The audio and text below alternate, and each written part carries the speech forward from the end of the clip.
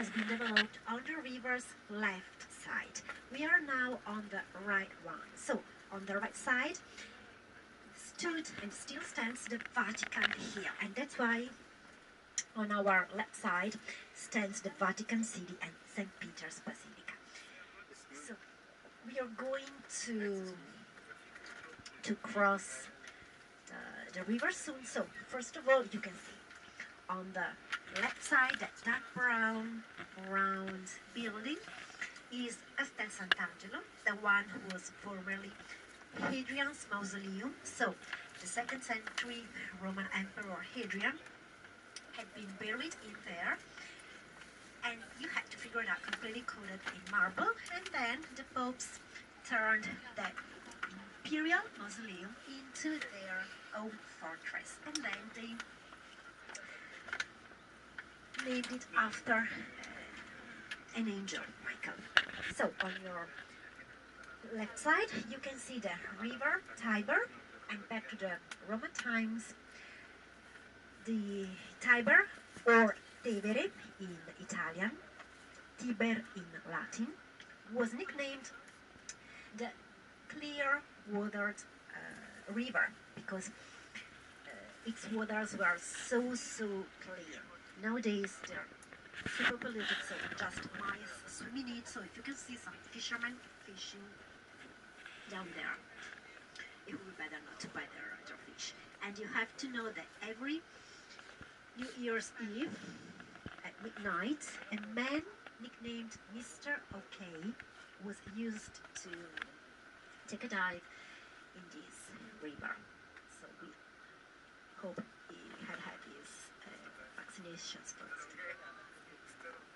On our left side stands a neighborhood called Trastevere.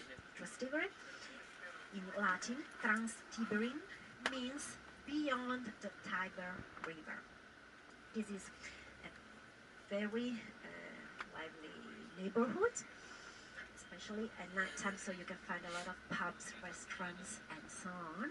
And now we are passing by the Villa Farnesina. So this villa was made for a banker at the beginning of the 1500s called Agostino Chigi, and also Raphael, one of the most important high Renaissance artists, decorated this villa.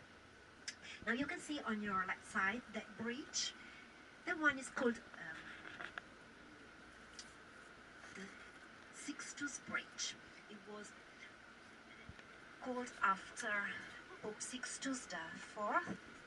He was Pope for the very first time decorated the Sistine Chapel. That's why the Sistine Chapel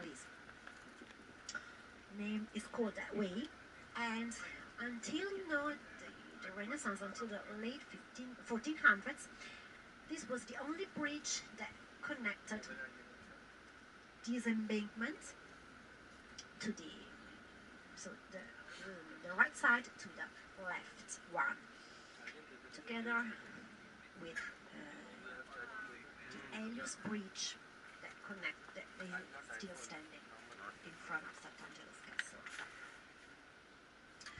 Now just beyond the river and the traffic light, on the left side you will see an island. It's called Tiberine Island, and back to the Roman times it was ship-shaped because it had the shape of a ship or a boat, and the temple of Aesculapius, the medicine god, was there. So according to what believed those people, so that's why it took just 3 months to enclose the community by building high walls, so those people couldn't leave their district at night time, and they also had to quit their jobs. A lot of them were well-known people. Also, the Pope's doctor was Jewish, for example, so they had to quit all their jobs, and they had to be just second or third hands, cloth sellers, junkers, and so on.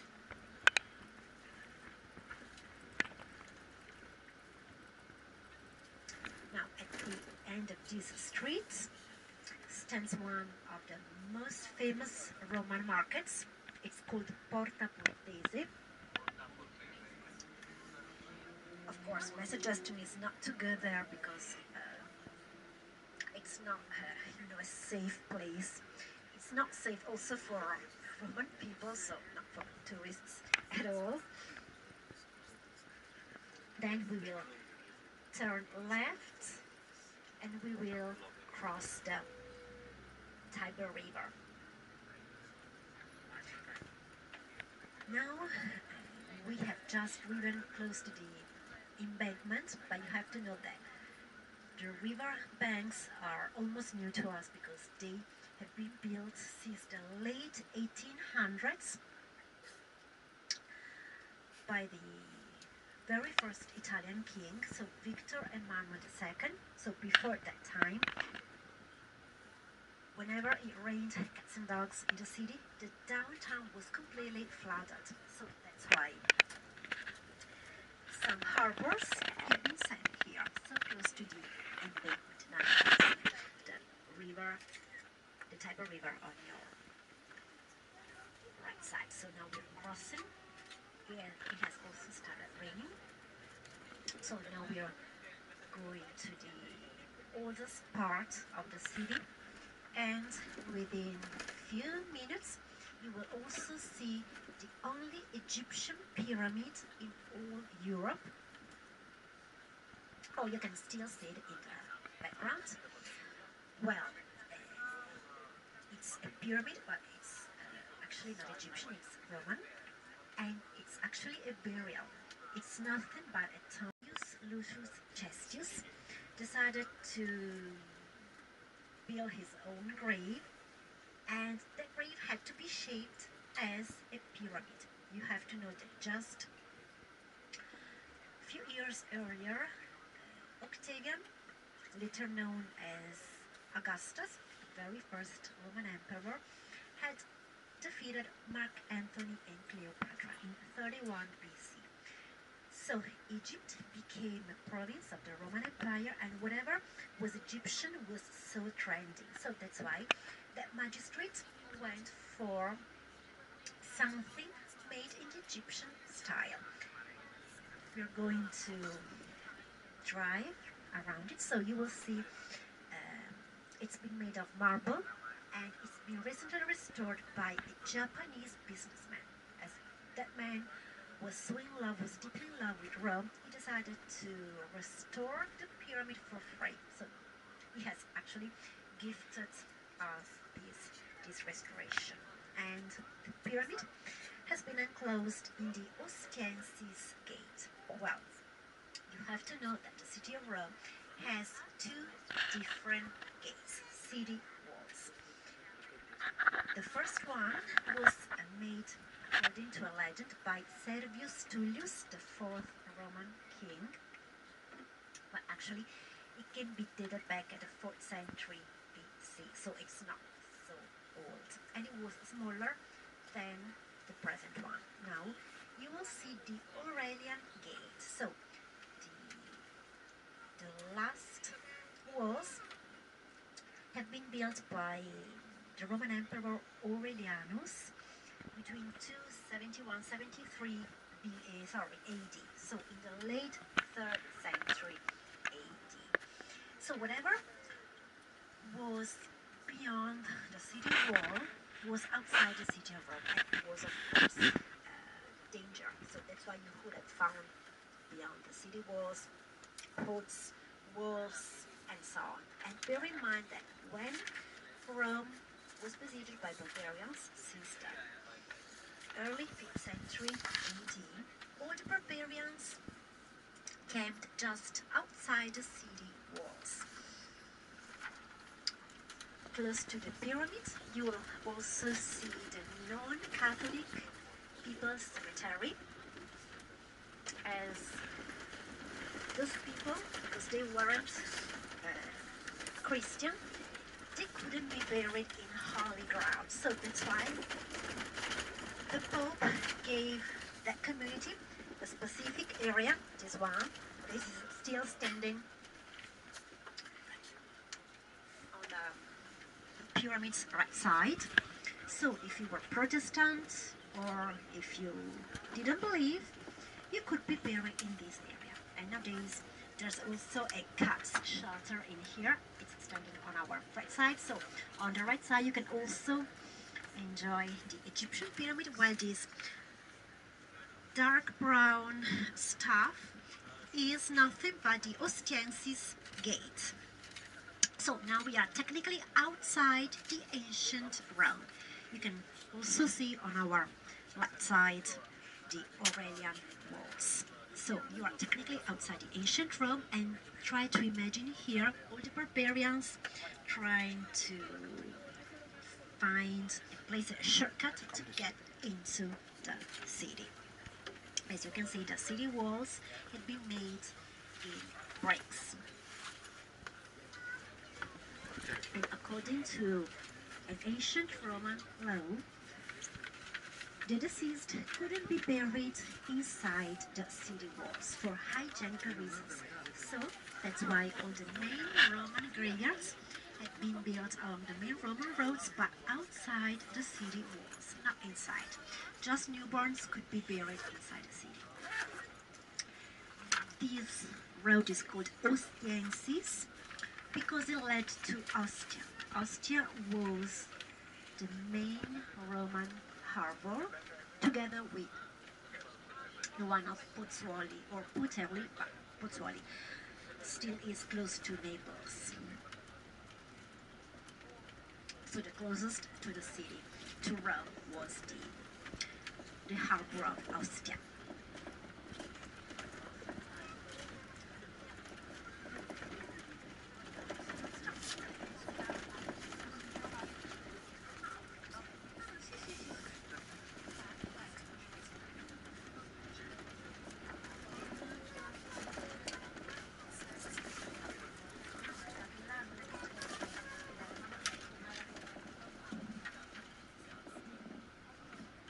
Now on our left side now, you can see the Aventine Hill. So according to legend, Rome was founded on the top of 7 hills, and the Aventine Hill is one of those ones. And the Aventine Hill was the plebeian hill. So if you were not noble, you usually had to dwell here in this area, while the patrician hill, so the noble people hill, was the Palatine hill, was Romulus hill, while the Aventine was Remus hill. Romulus and Remus were twins, and Romulus is the founder of the city of Rome. The city was founded, according to a legend, around the middle of the 8th century BC, so 754-53 BC. And Romulus is the founder. So the kingdom was established until 509 BC, so the late 6th century, when the Roman Republic was founded. So, kingdom, republic, and then in 27 BC, Augustus became the very first Roman emperor.